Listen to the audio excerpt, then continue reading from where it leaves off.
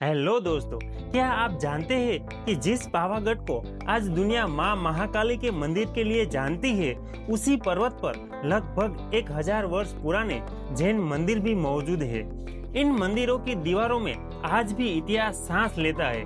आइए चलते हैं समय की उस यात्रा पर जहाँ हर पत्थर एक कहानी सुनाता है। जैन परंपरा के अनुसार सम्राट अशोक के पौत्र सम्राट संप्रति ने ईस्वी पूर्व 3री शताब्दी में भारत के अनेक स्थानों पर जैन धर्म के प्रचार के लिए मंदिर बनवाए थे। माना जाता है कि पावागढ़ भी उन्हीं पवित्र स्थलों में से एक था। 11वीं और 12वीं शताब्दी में गुजरात पर सोलंकी राजाओं का शासन था।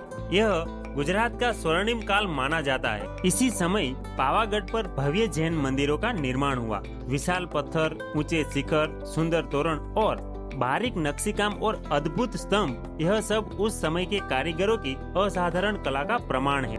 पावागढ़ का नवलखा जैन मंदिर कभी अपनी भव्यता के लिए प्रसिद्ध था। लोक कथा के अनुसार इसके निर्माण में 9 लाख मुद्रा खर्च हुई थी, इसलिए उसका नाम नवलखा पड़ा था। आज मंदिर का अधिकांश भाग खंडहर बन चुका है, लेकिन जो अवशेष बचे हैं वे आज भी अपनी भव्यता का एहसास कराते हैं। भगवान पार्श्वनाथ का मंदिर आज भी श्रद्धालुओं के लिए और इतिहास प्रेमियों के लिए आकर्षण का केंद्र है। यहाँ की शांत वादियाँ, पत्थरों पर उकेरी गई कलाकृतियाँ और आध्यात्मिक वातावरण हर आने वाले को मंत्र मुग्ध कर देता है। 15वीं शताब्दी में गुजरात के सुल्तान मोहम्मद बेगड़ा ने पावागढ़ पर विजय प्राप्त की। युद्ध के दौरान कई प्राचीन इमारतों को नुकसान पहुंचाया गया। समय के साथ अनेक जैन मंदिर भी खंडहरों में बदल गए। फिर भी जो अवशेष आज मौजूद है वे उस गौरवशाली युग की कहानी सुनाते।